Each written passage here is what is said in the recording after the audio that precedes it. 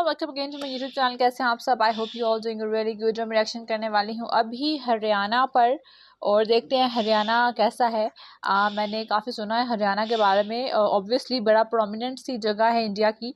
और let's see आज हरियाणा को एक्सप्लोर करते हैं। सो मैंने एक दफ़ा पहले भी देखा था, काफ़ी देर हो गई है, पता नहीं कौन सी वो वीडियो थी, बट लेट्स सी इसमें देखते हैं कुछ ज़्यादा अच्छी डिटेल्स पता चलेंगी, इंटरेस्टिंग फैक्ट्स अबाउट हरियाणा। सो इस वीडियो का लिंक दे रही हूँ डिस्क्रिप्शन में। और जो हरियाणा से हैं आप सबका तो सब्सक्राइब करना, लाइक और शेयर करना ज़रूर बनता है। और you can follow me on Instagram, link description में है। सो अगर आप हरियाणा से नहीं भी हैं तो आप ज़रूर मुझे बताना आप कहाँ से हैं, सो यार मुझे पता चले कि मुझे कहाँ से देखा जा रहा है, तो मैं उस जगह पे भी रिएक्शन करना चाहूँगी। अपनी जगह भी कमेंट करें।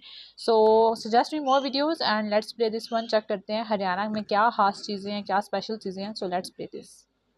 हेलो दोस्तों, कैसे हैं आप सब? एक बार फिर से आप सबका स्वागत है आपके अपने चैनल टूडोपीडिया हिंदी पर। आज के इस वीडियो में हम बात करेंगे भारत के एक ऐसे राज्य के बारे में जिसे चैंपियन की भूमि कहा जाता है। एक ऐसा राज्य जहां के किसान भारत के सबसे अमीर किसान माने जाते हैं और भारत का सबसे पहले 100% इलेक्ट्रिफिकेशन यही हुआ था। इस राज्य की बोली और भाषा बहुत ही प्यारी मानी जाती है और यहाँ के युवा बहुत ही लंबे और ताकतवर। भारत को इंटरनेशनल गेम में सबसे ज्यादा पदक इसी राज्य के लोग लाते हैं और पूरी दुनिया में सबसे बेहतरीन बासमती राइस का उत्पादन भी इसी राज्य में होता है। एक ऐसा राज्य जहां गाय तय करती है कि कोई कितना अमीर या गरीब है। इस प्रदेश के लोग दूध और दूध से बनी चीजों को खाना बहुत ही ज्यादा पसंद करते हैं। ये राज्य महाभारत के ऐतिहासिक युद्ध की जगह रही है। दोस्तों, आज हम बात कर रहे हैं भारत का सबसे अनूठा राज्य हरियाणा की। तो देर किस बात की, अपना सीट बेल्ट बांध लीजिए अच्छे से और निकलते हैं हरियाणा की एक शानदार सफर पर। सबसे पहले आपको बता दें कि हरियाणा देश के उत्तरी भाग में स्थित एक राज्य है। हरियाणा को भाषा की आधार पर 1 नवंबर 1966 को पंजाब के पूर्वी भाग को अलग किया गया था। राज्य की राजधानी चंडीगढ़ है जो अपने पड़ोसी राज्य पंजाब के साथ साझा करती है। राज्य के क्षेत्रफल की बात करें तो इसके क्षेत्रफल इसे भारत के 21वां सबसे बड़ा राज्य बनाती है। वहीं जनसंख्या के हिसाब से ये राज्य पूरे भारत में 18वां स्थान है। हरियाणा में कुल 22 जिले हैं, जिनमें से जिंद जिला सबसे पुराना जिला माना जाता है। जनसंख्या की दृष्टि से हरियाणा का सबसे बड़ा जिला फरीदाबाद है। वहीं क्षेत्रफल के आधार पर भिवानी सबसे बड़ा जिला है। हरियाणा की चाहोदी की बात करें तो ये राज्य चारों तरफ से लैंडलॉक है। राज्य के उत्तर में पंजाब और हिमाचल प्रदेश, दक्षिण और पश्चिम में राजस्थान से जुड़ी हुई है। राजधानी दिल्ली हरियाणा से 3 तरफ से घिरी हुई है और यही वजह है कि हरियाणा का दक्षिणी क्षेत्र को राष्ट्रीय राजधानी में शामिल किया गया है। चंडीगढ़ न सिर्फ हरियाणा की राजधानी है बल्कि ये पंजाब की भी राजधानी है। चंडीगढ़ को भारत के प्लांट शहरों में से एक माना जाता है, जहाँ आधुनिकता के साथ साथ प्राचीन चीजों को भी सहेज कर रखा जाता है। चंडीगढ़ में आपको कई पर्यटन स्थल मिलेंगे जहां जाकर आप अपनी थकान मिटा सकते हैं, जिनमें rock garden, rose garden, butterfly park, terraced garden और भी बहुत कुछ। दोस्तों, हरियाणा की ऑफिशियल लैंग्वेज हिंदी है। यहाँ करीब 87.31% लोग हिंदी भाषा में बोलते हैं। हरियाणा के 70% गाँव के लोग हिंदी की बोली हरियाणवी में बोलते हैं। दरअसल हरियाणवी बोली इंडो आर्यन परिवार से संबंधित है। हरियाणा के अलग-अलग क्षेत्रों में हरियाणवी को बोलने का लहजा अलग-अलग है। हरियाणा के उत्तरी क्षेत्र में बोली जाने वाली हरियाणवी आसान होती है, जिसे कोई भी हिंदी भाषा आसानी से समझ सकता है। लेकिन हरियाणा के दक्षिणी भाग में बोली जाने वाली हरियाणवी को ठेठ हरियाणवी कहा जाता है। इस हरियाणवी को समझना थोड़ा मुश्किल होता है। हिंदी के अलावा हरियाणा में प्राचीन ब्रज भाषा बोली जाती है, ये खासकर हरियाणा के पलवल जिला और गुरुग्राम में बोली जाती है। इसके अलावा यहाँ पंजाबी, उर्दू, बंगाली, नेपाली और कुछ अन्य भाषाएं भी बोली जाती है। हरियाणा एक ऐसा राज्य है जहाँ पर हर व्यक्ति अपने जीवन को खुशी से जीना पसंद करता है। हरियाणा के लोग हर अवसर को बड़े ही धूमधाम से और एक साथ मिलकर मनाते हैं। हरियाणा के लोग हमेशा एक दूसरे से मिलजुल कर रहते हैं और इसी कारण बच्चे के जन्म और शादी विवाह या फिर किसी भी धार्मिक और सामाजिक समारोह में एक साथ शामिल होते हैं। यहाँ के लोग हर त्योहार पर नाचना और गाना पसंद करते हैं। हरियाणा में विशेष रूप से प्रमुख नृत्य किए जाते हैं, जैसे कि रासलीला, धमाल, गुगा, लूर, भाग नृत्य, खोरिया, गरबा, झूमर आदि।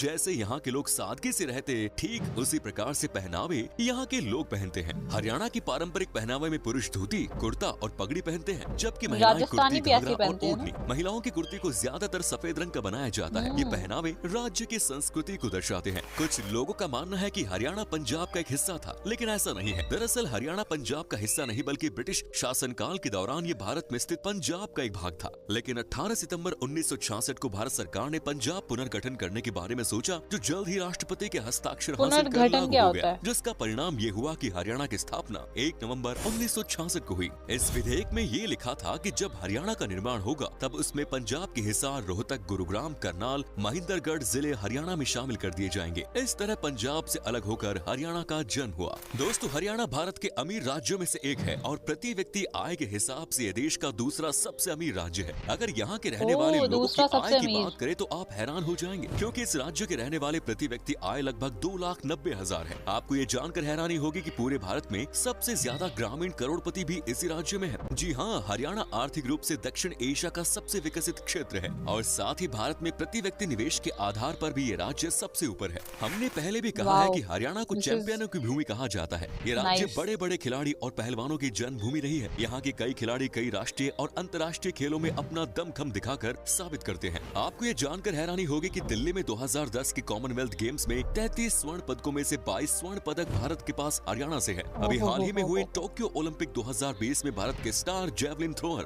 नीरज चोपड़ा ने शानदार प्रदर्शन दिखाते हुए देश को पहला गोल्ड दिलाया। राष्ट्रमंडल खेलों में ब्रॉन्ज पदक जीतने वाले मुक्केबाज मनोज कुमार, संग्राम सिंह, अमित फंगल और वर्ल्ड चैंपियन निशानेबाज जसपाल राणा या साइना नेहवाल जो ओलंपिक में 3 बार भारत का प्रतिनिधित्व कर चुकी है, उन्होंने अपनी दूसरी उपस्थिति में ब्रॉन्ज पदक जीता। ये सभी हरियाणा से ही है। हरियाणा सिर्फ खेल कूद में ही माहिर नहीं है, खेलने के अलावा यहाँ के लोग पढ़ाई लिखाई में भी काफी आगे है। एक रिपोर्ट के अनुसार राज्य की लिटरेसी रेट 67.91% है, जो कि बाकी राज्यों के मुकाबले काफी अच्छे है।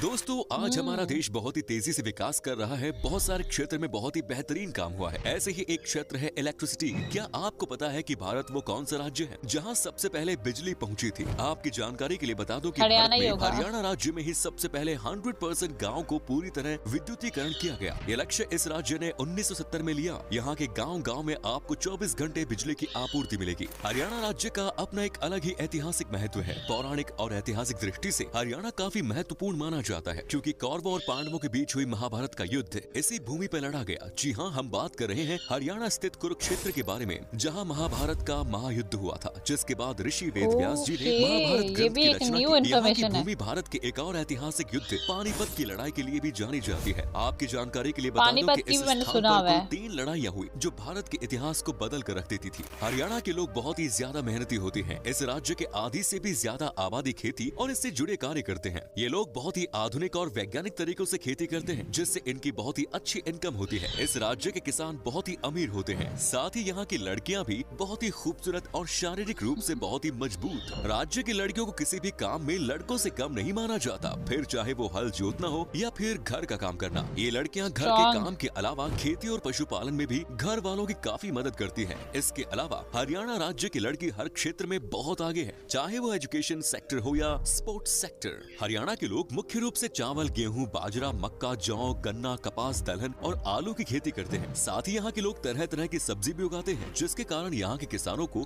मैं देखना चाह रही हूँ यहाँ पे जो फूड है वो कौन सा ज्यादा पॉपुलर है। भरपूर बासमती चावल की खेती सबसे ज्यादा कहाँ होती है? अगर नहीं तो हम बताते हैं। बासमती चावल की सबसे ज्यादा खेती हरियाणा में होती है। भारत में उपजाने वाले कुल बासमती चावल का 60% चावल यही हरियाणा में ही उपजती है। यहाँ उपजाने वाले बासमती चावल पूरी दुनिया में सबसे बेहतरीन माना जाता है। हरियाणा की बासमती में जो स्वाद और खुशबू आपको मिलेगी वो शायद ही और कहीं आपको मिलेगी। इस बासमती चावल का डिमांड बहुत ज्यादा है, जिसके कारण यहाँ उपजाने वाले चावल का आधे से ज्यादा भाग विदेशों में भेजा जाता है। अगर खान पान पर नजर डाले तो हरियाणा के लोग मुख्य रूप से अपने भोजन में दूध दही को शामिल करते हैं, क्योंकि हरियाणा में गोपालन और पशुपालन विशेष रूप से किया जाता है। इसीलिए वहाँ पर दूध और दही की कोई कमी नहीं है। इसी कारण हरियाणा में दूध से बनी चीजें खाना ज्यादा पसंद करते हैं। साथ ही यहाँ के लोग मक्के की रोटी के साथ साग खाना बहुत ज्यादा पसंद करते हैं। हरियाणा के लोग चावल के मुकाबले रोटी खाना ज्यादा पसंद करते हैं। यहाँ की रोटियों में अक्सर लोग घी और मक्खन या गुड़ का इस्तेमाल करते हैं। रोटी के अलावा लोगों के खान पान में लस्सी, ककड़ी की सब्जी, बाजरे की खिचड़ी और मिक्स दाल शामिल है।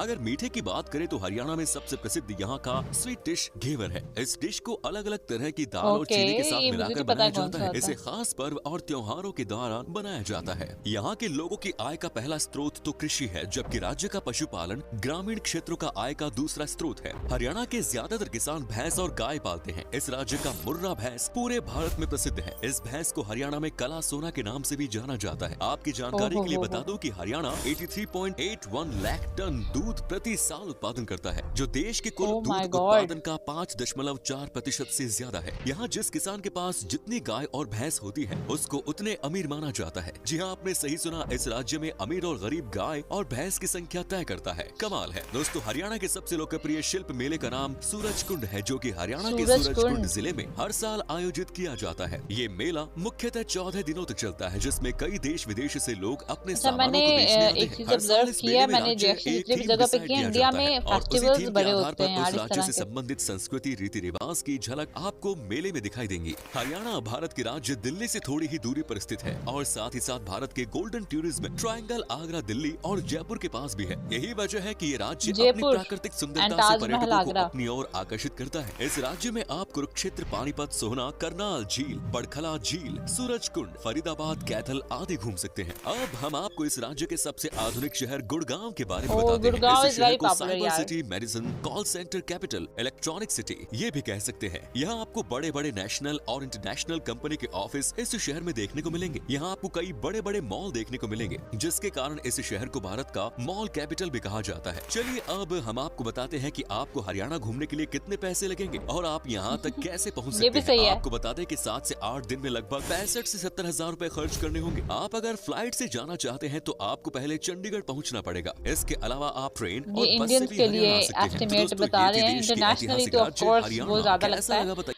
और मुझे तो लगा है कि बड़ा वेल डेवलप्ड सा है हरियाणा, और हरियाणा के इर्द गिर्द की जगह हैं उन पर भी मैं रिएक्शन करना चाहती हूँ, जैसे जयपुर, राजस्थान, गुड़गांव, ये सब कुछ ये जगह। आगरा, ताजमहल तो इंटरनेशनली बहुत पॉपुलर है, हर कोई इंडिया जाता है और तो ताजमहल नहीं जाता, ऐसा हो नहीं सकता। सो अच्छा लगा देखकर। और किस पे रिएक्शन करूँ, कौन सी और जगह पे आप बताएं, आप कौन सी जगह से हैं, ज़रूर देखेंगे यार, मतलब बड़ी नई इन्फॉर्मेशन मिलती है। सो सब्सक्राइब ज़रूर करें, लाइक ज़रूर करें और शेयर ज़रूर करना। मिलता है नेक्स्ट वीडियो में किसी और इंटरेस्टिंग सी वीडियो के साथ। तब तक के लिए गुड बाय।